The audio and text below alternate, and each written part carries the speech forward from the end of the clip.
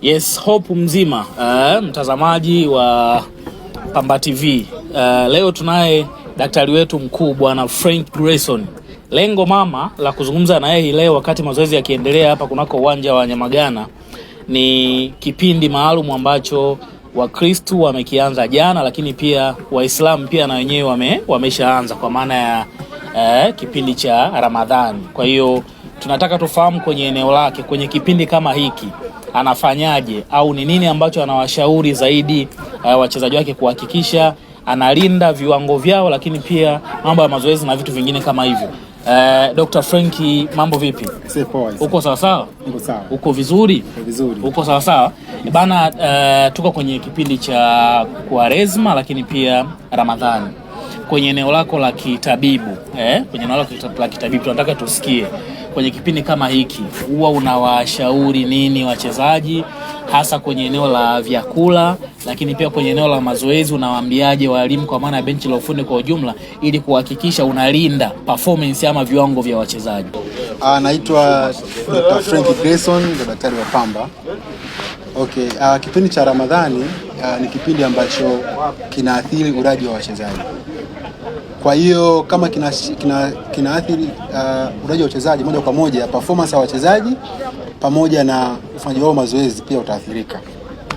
Kwa hiyo kama kitengo cha tiba, baada ya kuifahamu hilo, cha kwanza kabisa tuliongea na wachezaji ambao walikuwa na nia ya kufunga kwa ajili ya kufanya maandalizi ya Ramadhani.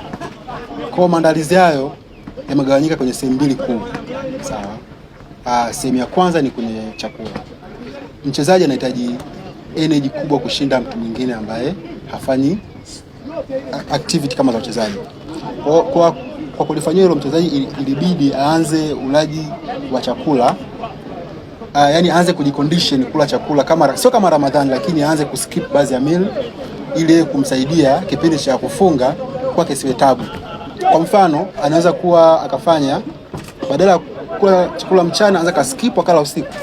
Hapo anaandaa mwili na metabolism iweze kujiandaa na mfungo wa Ramadhani. Hiyo ni namba moja. Namba mbili ni mazoezi.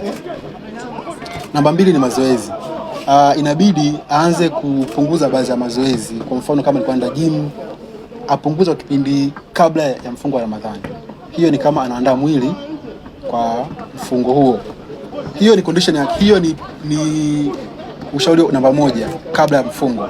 Lakini kipindi cha mfungo pia kuna ushauri wa namna mbili. Kwanza kuna ushauri kwa ajili ya wachezaji wenyewe kwenye chakula chao, na vile vile kuna ushauri kwa walimu wetu. Tukianza kwenye ushauri kwa wachezaji, mainly imegawanyika kwenye sehemu mbili, kwa sababu kwa mfano kama Waislamu wanakula chakula mara mbili, si ndio? Kuna wanakula chakula before dawn pale kabla ya alfajiri, si ndio? Lakini vile vile wanakula iftar. Sasa kuna vyakula ambavyo mchezaji inabidi ale kipindi cha kabla ya alfajiri. Kuna vyakula vyake inabidi ale kulingana na nature ya maisha yake, na kuna chakula inabidi ale kwa kipindi cha iftar. Kwa hiyo tuliwashauri, kwa mfano tuliwaambia kwamba kipindi cha dawn, before dawn, kipindi cha before alfajiri pale, vyakula inabidi ale vyakula ambavyo digestion yake inachukua process taratibu na vina release energy taratibu, kwa sababu atakaa siku nzima bila kula. Kwa hiyo tunamshauri ale kwa mfano carbohydrate zile ambazo zinakuwa digest taratibu. Kwa mfano ale mihogo, ale viazi kipindi cha before alfajiri, lakini vile vile ale vyakula ambavyo havijakobolewa zaidi ili digestion kidogo ichelewe na release chakula energy taratibu, kwa sababu huaga na siku ndefu na siku yake ni ngumu. Anakula unga, labda unga wa ulezi, mahindi ambayo hajakobolewa. Hiyo inamsaidia kupata energy kwa muda mrefu zaidi. Na vile vile tunamshauri aepuke vyakula ambavyo tunasema simple sugars. Simple sugar ni vile ambavyo vina release energy kwa haraka lakini ni kwa muda mfupi.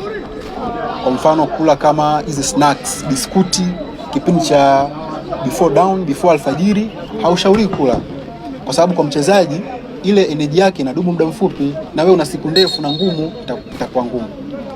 Kula vyakula ambavyo pia vina digestiwa taratibu, ni kama vyakula kama vyenye sukari nyingi kama hizi candy, kula vyakula kama biskuti, si ndio? Snack kama hizi tunasema crisps, sio vyakula vizuri kula kwa mchezaji kwa asubuhi.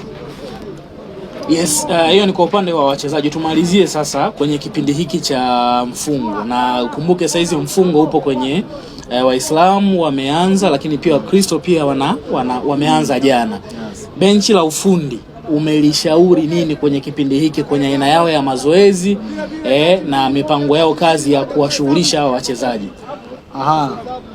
Tunawashauri zaidi upande wa mazoezi. Kwanza mazoezi, muda wa mazoezi swala kwanza. Inabidi wafanye mazoezi muda mfupi zaidi kutoka walipopata chakula na walipofungua. Kwa Waislamu ni rahisi, wakipata asubuhi inakuwa ni bora kwa sababu wanakula chakula kabla ya alfajiri. Kwa wakifanya mazoezi saa asubuhi saa 1, saa 2, saa 3 kwao inakuwa ni perfect sana. Lakini kwa Wakristo pia ukiangalia vizuri wanakula saa ngapi? Jioni, si ndio? Sasa wakifanya asubuhi na wenyewe pia ni karibu zaidi ukikompea na wakifanya jioni. Kwa hiyo tunawashauri zaidi mazoezi yao yanafanyika asubuhi. Huo ni upande wa muda. Lakini vile vile lazima tunashauri pia mazoezi yao yawe mazoezi technical zaidi na sio mazoezi ya kustrengthen.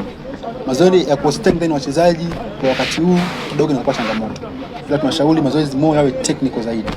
Yes, huyu alikuwa ni Frank Grayson ambaye ni daktari wetu mkuu akitupitisha hasa kwenye swala ambalo tumemuuliza kuhusiana na kipindi hiki cha Kwaresma kwa Wakristo, lakini pia kwa Waislamu ni Ramadhani ambayo imeshaanza na process zinaendelea. Sasa tukataka mawili matatu kujua kutokea kwake, na ametupa mengi, lakini pia benchi la ufundi wanatakiwa wafanye nini, wachezaji, aina ya vyakula na vitu vingine kama hivyo. Mpaka wakati mwingine, naitwa Sports Master semaji la boli Moses William. Ciao.